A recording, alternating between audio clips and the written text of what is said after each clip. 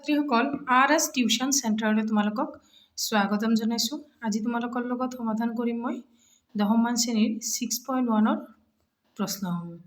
গতিকে আজি আমি 6.1ৰ প্ৰশ্নসমূহ আলোচনা কৰাৰ আগতে প্ৰশ্নবোৰ সমাধান কৰাৰ প্ৰশ্নসমূহ যিখিনি আছে এইখিনি আমি সমাধান কৰাৰ আগতে চমুকৈ সৰ্বসম আৰু সদৃশ কি বস্তু সেইটো আমি আলোচনা কৰিম। তাৰ পিছতহে এইখিনি প্ৰশ্ন আমি আলোচনা কৰিম।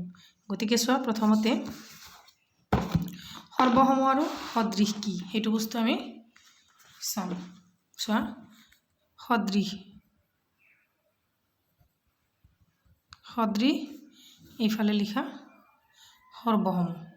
এইখিনি বুজি পালে যিকোনো যেনেকুৱা ধৰণৰ কুৱেশ্যন আহক তোমালোকে পাৰিবা। চোৱা, সদৃশ মানে হৈছে ইয়াত আকাৰ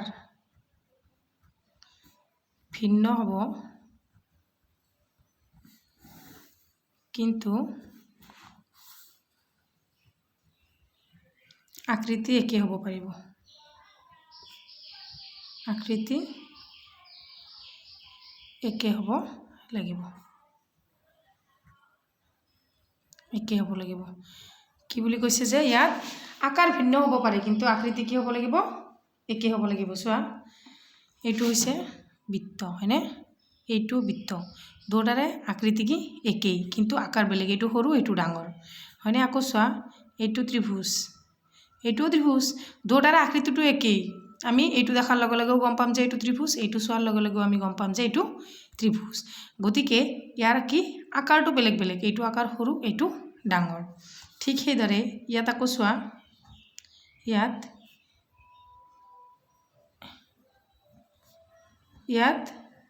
আকৌ আকাৰ আৰু আকৃতি দুটাই একে হ'ব লাগিব। আকৌ আকাৰ আৰু আকৃতি দুটাই একে হ'ব লাগিব। দুটাই একে হ'ব লাগিব। উদাহৰণ দিলেই গম পাবা। চোৱা, এইটো হৈছে ত্ৰিভুজ, এইটো আমাৰ ইমান মানে হ'ব লাগিব। বুজি পাইছানে? এইটো যদি 5 চেণ্টিমিটাৰ থাকে এইটো বাহু 5 চেণ্টিমিটাৰ থাকিব লাগিব। এইটো যদি 3 চেণ্টিমিটাৰ থাকে এইটো 3 চেণ্টিমিটাৰ থাকিব লাগিব। এইটো যদি 7 চেণ্টিমিটাৰ থাকে এইটো 7 চেণ্টিমিটাৰ থাকিব লাগিব। বুজি পাইছানে? তাৰমানে ইয়াত আকাৰ আৰু আকৃতি দুটাই একে হ'ব লাগিব, কিন্তু সদৃশত আকাৰ বেলেগ কিন্তু আকৃতি একে হ'ব লাগিব। বুজি পাইছানে? তাৰপিছত চোৱা, এইটো একে, ইয়াত চোৱা, ইয়াৰ অনুৰূপ বাহুবোৰ কিন্তু সমান আৰু অনুৰূপ কোণবিলাক সমান, কিন্তু অনুৰূপ বাহুবোৰ একে অনুপাতত বা সমানুপাতত থাকে।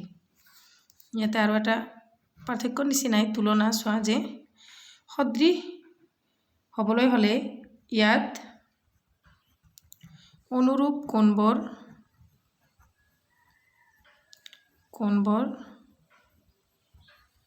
একে হ'ব লাগিব।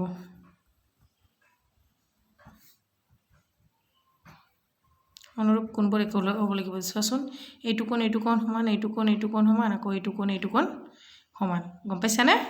আৰু কিন্তু অনুৰূপ বাহু, এই বাহু আৰু এই বাহু একে সমান নহ'লেও সমানুপাতত থাকিব, হয়নে? চোৱা যে, আৰু অনুৰূপ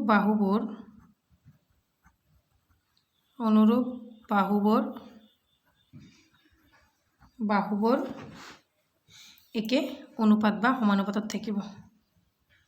একে অনুপাত বা সমানুপাতত থাকিব।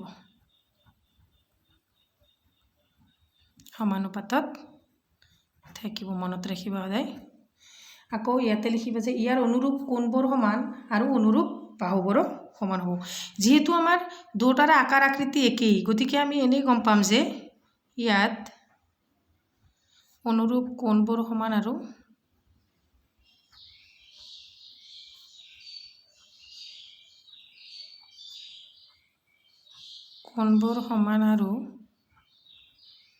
অনুৰূপ বাহুবোৰো সমান। অনুৰূপ বাহুবোৰো সমান হ'ব কিয়নো ইয়াৰ বাহু একে আকাৰত থাকিলে আৰু আকৃতি একে হ'লে ইয়াৰ অনুৰূপ বাহু আৰু অনুৰূপ কোণবোৰ সমান হ'ব মনত ৰাখিবা এতিয়া চোৱা ইম্পৰ্টেণ্ট দুটা কথা মনত ৰাখিবলগীয়া দুটা কথা লিখি ল'বা মনত ৰাখিবলগীয়া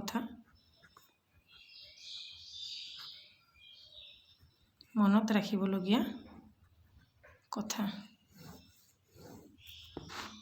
ইয়াত চাবা দুটা বহুভুজ কেতিয়া সদৃশ হ'ব চোৱা যে দুটা বহুভুজ সদৃশ হ'ব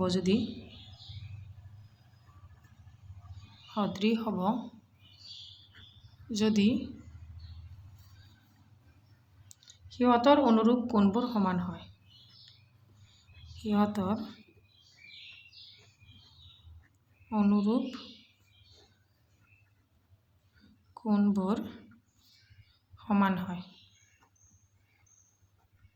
যেতিয়া সিহঁতৰ অনুৰূপ কোণবোৰ সমান হ'ব তেতিয়া কি হ'ব বহুভুজটো সদৃশ হ'ব হয়নে আকৌ সিহঁতৰ অনুৰূপ বাহুবোৰ একে অনুপাতত থাকিব তেতিয়াও বহুভুজটো সদৃশ হ'ব আকৌ লিখিবা সিহঁতৰ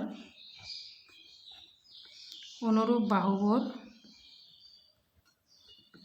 বাহুবোৰ একে অনুপাতত থাকিলে বাহুবোৰ একে সমানুপাতত থাকে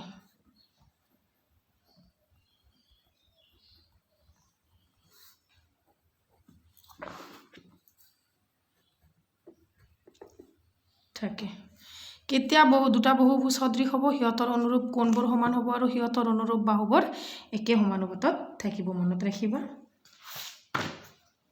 গতিকে এইখিনি আমি ভালদৰে চালে বুজি পালে আমি প্ৰশ্নসমূহ কৰিব পাৰিম গতিকে চোৱা 6.1ত কি দিছে অনুশীলনী 6.1 এক নম্বৰটোত দিছে কাষৰ বন্ধনীত দিয়া শুদ্ধ শব্দৰ সহায়ত খালী ঠাই পূৰ কৰা গতিকে তোমালোকে যেতিয়া সদৃশ আৰু সৰ্বসম কি সেই বস্তুখিনি গম পালা গতিকে এতিয়া খালী ঠাইখিনি এইখিনি খালী ঠাই আহিলে যে পাৰিবা সেনেকুৱা নহয় এনেকুৱা ধৰণৰ যদি আৰু খালী ঠাই আহে তোমালোকে সেইবোৰো পাৰিবা মই শেষত তোমালোকক হোমৱৰ্ক আকাৰত কেইটামান খালী ঠাই দি দিম এনসাৰখিনি মোক কমেণ্ট সেকশ্যনত জনাবা চোৱা এক নম্বৰটোত দিছে সকলোবোৰ বৃত্তই সৰ্বসম এইটো কি হ'ব চোৱা সকলোবোৰ বৃত্তই কি হ'ব সদৃশ হ'ব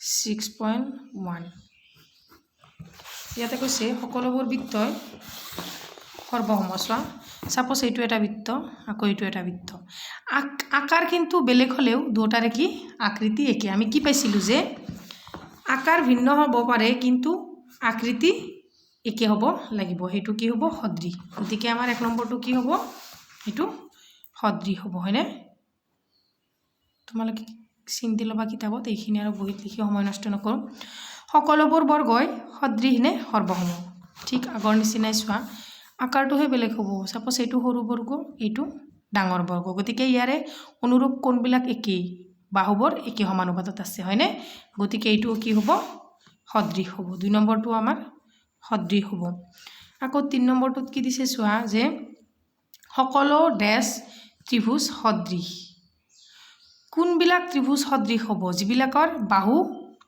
সমদ্বিখণ্ডিত হ'লে নহ'ব সমবাহু ত্ৰিভুজ হ'লে সমবাহু ত্ৰিভুজ মানে আকৌ কি চোৱা সমবাহু ত্ৰিভুজ মানে আমি জানিব লাগিব যে সমবাহু যি ত্ৰিভুজৰ তিনিওটা বাহু কি সমান হয়নে সেই ত্ৰিভুজক কি ক'ব সদৃশ ত্ৰিভুজ সমবাহু ত্ৰিভুজক যাৰ তিনিওটা বাহু সমান তাক কয় সমবাহু ত্ৰিভুজ গতিকে এই ত্ৰিভুজটো আমাৰ সমদ্বি মানে দুটা বাহু সমান এটা বাহু বেলেগ হয়নে এইটো এটা কোণ কিমান হ'ব 90 ডিগ্ৰী হ'ব এইটো হ'ব সমদ্বিখণ্ডিত কিন্তু এইটো হ'ব সমবাহু গতিকে সকলোবোৰ ত্ৰিভুজ সদৃশ নহয় যিবিলাক সমবাহু ত্ৰিভুজ সদৃশ এইটো ইয়াতে হ'ব সমবাহু ত্ৰিভুজ তাৰে পিছৰ প্ৰশ্নটো চোৱা যে সমসংখ্যক বাহু থকা দুটা বহুভুজ সদৃশ হ'ব যদিহে এইটো চোৱা আমি লাষ্টত যে আলোচনা কৰিলোঁ মনত ৰাখিবা যে দুটা বহুভুজ সদৃশ হ'ব যদি সিহঁতৰ অনুৰূপ কোণবোৰ সমান হয় নাইবা সিহঁতৰ বাহুবোৰ একে সমানুপাতত থাকে এইটো কুৱেশ্যনে ইয়াতে দিছে চোৱা যে সমসংখ্যক বাহু থকা দুটা বহুভুজ সদৃশ হ'ব যদিহে সিহঁতৰ অনুৰূপ কোণবিলাক সমান হয় আৰু সিহঁতৰ অনুৰূপ বাহুবিলাক কি হ'ব সমানুপাতত থাকিব গতিকে এইখিনি বুজি পাইছা এইখিনিৰ ওপৰত ভিত্তি কৰি লগে লগে মই তোমালোকক দুটামান হোমৱৰ্ক দিওঁ এই দুটা মোক কৰি কমেণ্ট সেকশ্যনত জনাবা চোৱা 6.1 ৰ 1 নম্বৰৰ হোমৱৰ্ক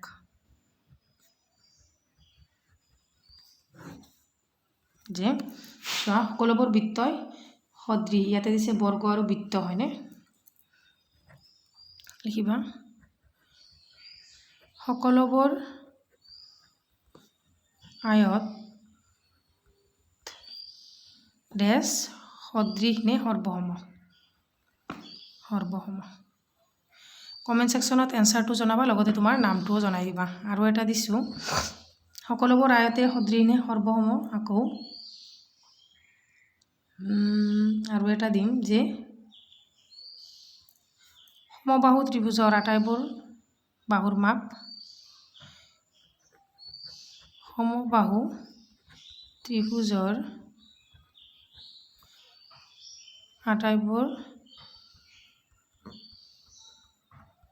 বাহু ডেশ সমান নে অসমান এই দুটা হোমৱৰ্ক তোমালোকৰ থাকিল তোমালোকে মোক এনসাৰটোৰ লগতে তোমাৰ নামটো লিখি পঠিয়াবা তাৰপিছত 2 নম্বৰ প্ৰশ্নটো কি দিছে চোৱা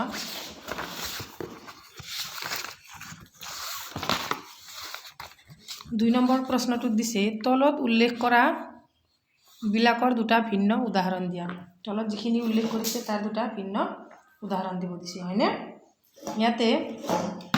ইয়াত আমি যে এযোৰ সদৃশ চিত্ৰ হ'বলৈ হ'লে ভিন্ন আকৃতি আৰু আকাৰ লাগে সেইটো কথা ইয়াতে আমি লিখিব লাগিব যে এযোৰ সদৃশ চিত্ৰ 1 নম্বৰটোত চোৱা তলত উল্লেখ কৰা বিলাকৰ দুটা ভিন্ন উদাহৰণ দিয়া এটা হৈছে এযোৰ সদৃশ চিত্ৰ আৰু এযোৰ অসদৃশ চিত্ৰ চোৱা সদৃশ মানে একে আকাৰ কিন্তু আকৃতিটো বেলেগ আকৌ এযোৰ অসদৃশ মানে আকাৰ আৰু আকৃতি দুটাই বেলেগ চাবা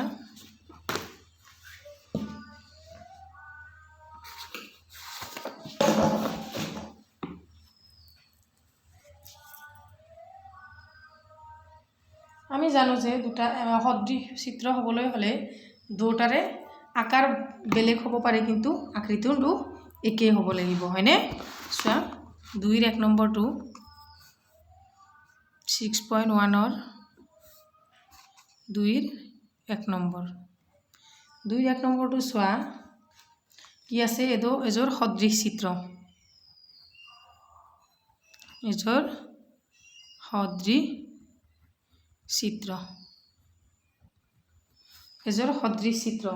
ইয়াতে এযোৰ সদৃশ চিত্ৰ মানে আমি কি অলপ আগতে পাইছিলোঁ অকল আকাৰটো বেলেগ হয়নে এইটো হয়নে এযোৰ সদৃশ চিত্ৰ এইটো হৈছে নে নাই চোৱা আকৌ এনেকৈও লিখিব পাৰা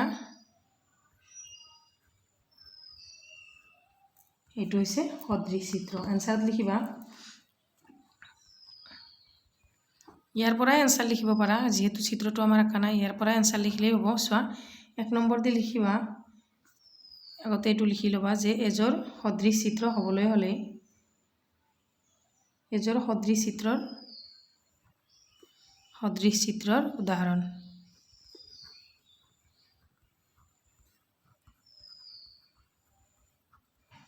চাবা 1 নম্বৰটোত চাবা 1 নম্বৰটোত হৈছে যিকোনো দুটা আয়ত বা যিকোনো দুটা বৃত্ত মই যেটো লিখিছো এইটোৱে দিম যিকোনো দুটা বৃত্ত 2 নম্বৰটোত লিখিবা যিকোনো দুটা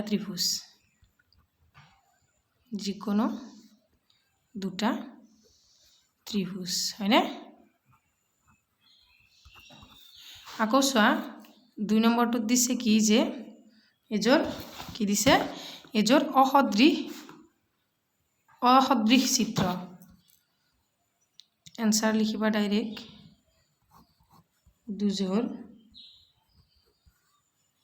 এযোৰ অসদৃশ চিত্ৰৰ উদাহৰণ অসদৃশ চিত্ৰৰ উদাহৰণ। অসদৃশ চিত্ৰৰ উদাহৰণ হৈছে চোৱা প্ৰথমতে অসদৃশ মানে কি আকাৰ আৰু আকৃতি দুটাই বেলেগ। এইটো হৈছে বৃত্ত আয়ত, এইটো হৈছে বৃত্ত, আকৌ এইটো হৈছে ত্ৰিভুজ, এইটো হৈছে বৰ্গ, হয়নে? গতিকে আমি আনসাৰত লিখিম 1 নম্বৰ দি লিখিবা যে এটা আয়ত আৰু এটা বৃত্ত, এটা বৃত্ত, আকৌ এটা ত্ৰিভুজ এটা বৰ্গ, এটা ত্ৰিভুজ আৰু এটা বৰ্গ। এতিয়া আশা কৰিছোঁ বুজিব পাৰিছা। তাৰপিছত চোৱা 3 নম্বৰটোত কি দিছে, চোৱা 3 নম্বৰটোত দিছে তলত দিয়া চতুৰ্ভুজ দুটা সদৃশ হয়নে নহয় উল্লেখ কৰা। ইয়াতে কি বুলি কৈছে যে এই দুটা চিত্ৰ ইয়াতে দিয়া আছে, এই চিত্ৰ দুটা সদৃশ হয়নে নহয় আমাক পৰীক্ষা কৰিব দিছে, হয়নে? এতিয়া চোৱা আমি জানো যে দুটা চতুৰ্ভুজ সদৃশ হ'বলৈ হ'লে ইয়াৰ অনুৰূপ কোণবিলাক সমান হ'ব লাগিব আৰু অনুৰূপ বাহুবিলাকো সমান হ'ব লাগিব, হয়নে? সমান ইয়াতে কোণবিলাকো সমান থাকিব লাগিব, আকৌ অনুৰূপ বাহুবিলাকো সমান থাকিব। কিন্তু ইয়াতে চোৱা ইয়াতে বৰ্গৰ কোণবোৰ কিমান দিয়া আছে 90 ডিগ্ৰী দিয়া আছে, কিন্তু ইয়াতে 90 ডিগ্ৰী দিয়া নাই। ইয়াৰ বিপৰীত বাহুবোৰহে সমান, কিন্তু ইয়াৰ অনুৰূপ বাহুবোৰ সমান নহয়। গতিকে চোৱা দ্বিতীয় চিত্ৰত আকৌ ইয়াতে 90 ডিগ্ৰীটো চিন দিয়া আছে, কিন্তু প্ৰথমটো চিত্ৰত দিয়া নাই। গতিকে এইটো সদৃশ নহয় বুলি আমি পুৰা শিওৰ, হয়নে? ইয়াত বাহুবোৰ একে অনুপাতত আছিল, কিন্তু বাহুবোৰ একে অনুপাতত আছিল, কিন্তু কোণবোৰ বেলেগ বেলেগ। বাহুবোৰ একে অনুপাতত থাকিলেও কোণবোৰ বেলেগ বেলেগ। গতিকে মই চিত্ৰটো আঁকি নিদিম, ডাইৰেক্ট এনসাৰ লিখি দিম।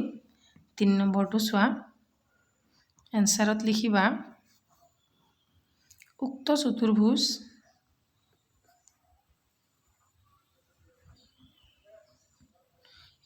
চতুৰ্ভুজ দুটা সদৃশ নহয়, সদৃশ নহয় কাৰণ কোণবোৰ সমান নহয়, কোণবোৰ সমান নহয়। ইয়াৰ পৰা চোৱা তোমালোকক মই আৰু এটা হোমৱৰ্ক দিছোঁ লাষ্টত, এই কুৱেশ্যনটোৰ ওপৰত ভিত্তি কৰি একে হেৰিত থকা চোৱা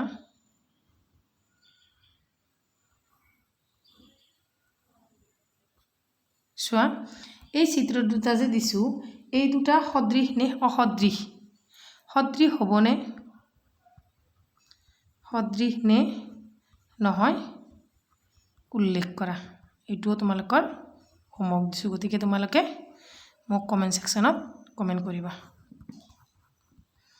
আগতে 1 নম্বৰতো হোমৱৰ্ক দিছিলোঁ আৰু ইয়াতো হোমৱৰ্ক দিলোঁ। ইয়াতে হোমৱৰ্ক দিছিলোঁ চোৱা যে সকলোবোৰ আয়ত সদৃশ ডেছ, আকৌ সকলোবোৰ ত্ৰিভুজ, আটাইবোৰ বাহু ত্ৰিভুজৰ আটাইবোৰ বাহু সমান নে অসমান, এইটো এই দুটা খালী ঠাই দিছিলোঁ। আৰু ইয়াতে হোমৱৰ্ক দিলোঁ যে এইটো সদৃশ, এই দুটা চিত্ৰ সদৃশ নে হয়নে নহয় সেইটো প্ৰমাণ কৰিব কৈছোঁ।